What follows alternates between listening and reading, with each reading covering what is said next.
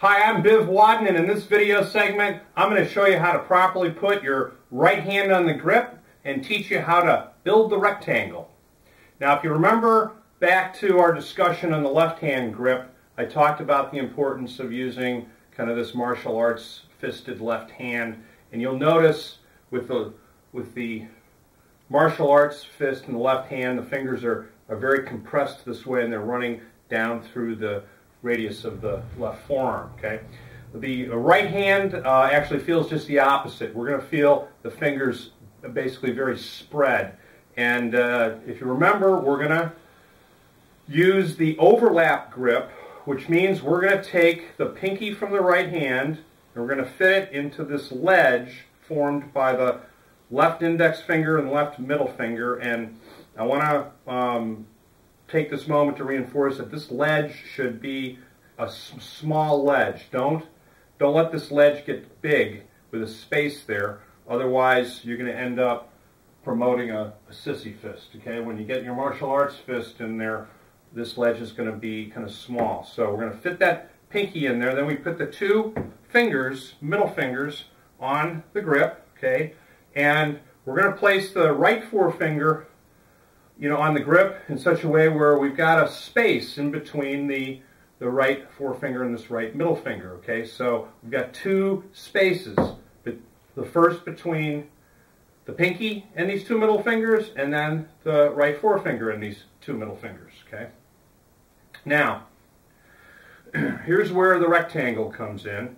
I want you to see when I put my right hand down here that there's two bones here. One bone that's internal to the right hand, and another bone that is right here formed by the lowest bone of the right forefinger. Those two bones need to be straight.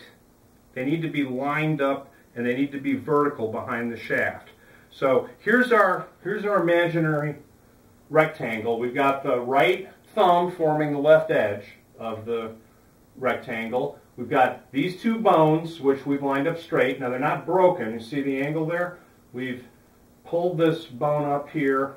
We've lined it up with that bone that's internal to the hand.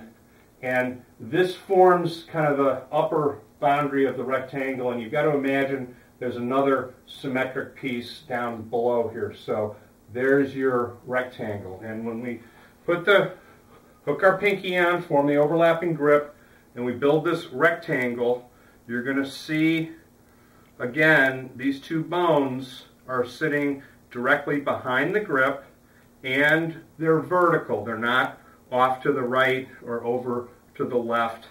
They're basically coming up and hitting, the right side of our cheek. Okay.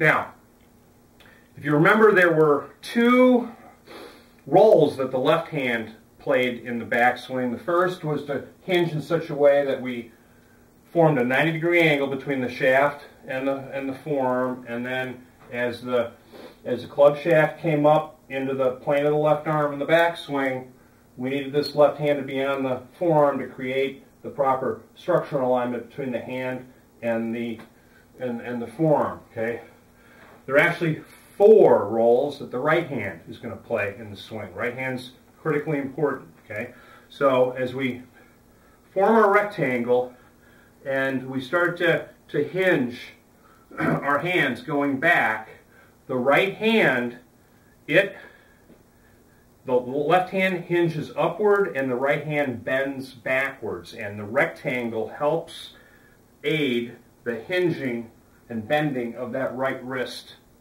And it also, as you're coming down, it's going to provide a little counter pressure back to the right shoulder to preserve this 90-degree angle. Okay. Then number three, as we're coming into impact, the rectangle is going to both control the timing and the pace of the releasing of the hands. And then finally, the right boundary of this rectangle forms a very important alignment feature where these two joints, when they're lined up, they match up with the leading edge of the club face. Okay, so our connection to the leading edge of the club face really comes through this part of our right hand. The club head is moving, depending on the club you're hitting, between 85 and 105 miles an hour. And there's really no way that we can have any idea, as this club face is swinging kind of square to an arc and it's going 100 miles an hour, we really don't have any idea of where that club face is at the bottom of the swing. But we do have a sense as to where this right boundary of our right hand grip is, and when that gets married up with the club face, we can come in and deliver the right edge of that rectangle into impact the same way every time with our hands, and that is going to be our best estimate of where that club head is going to be at impact. Okay, so those are 4 very important functions of the right hand. Again, it's promoting the proper bending of that right wrist at the top. It's sustaining that bending by providing a little counter pressure towards the right shoulder. Okay, it's controlling the timing and the release of the hands into impact, and it's creating that alignment feature. If you go to a tour event and go to the practice range and walk up and down the practice range and look at the grips of all the tour pros, the first thing you're going to notice is that 80% of the tour pros are using overlapping grips, and I'm teaching you the overlapping grip. The second thing you're going to notice is there's going to be some variation with their left hand. Some of them will be strong, some of them will be weak, some will be a little more sissy-fisted, some will be more martial arts fisted. Most of them have good martial arts fists. Okay? Where you're not going to see much variation is in their right hands. And 100% of the pros on the PGA Tour have got this rectangle built in their right hands and have got these 2 joints lined up. It's something you're going to see in the grip of every single good player. So, thanks for watching. In the next video segment on the unified grip, I'm going to show you both a setup routine and some alignment checks that will assure you that you're putting both your hands on the club correctly each time you form your grip. Thanks for watching, and I look forward to seeing you again soon.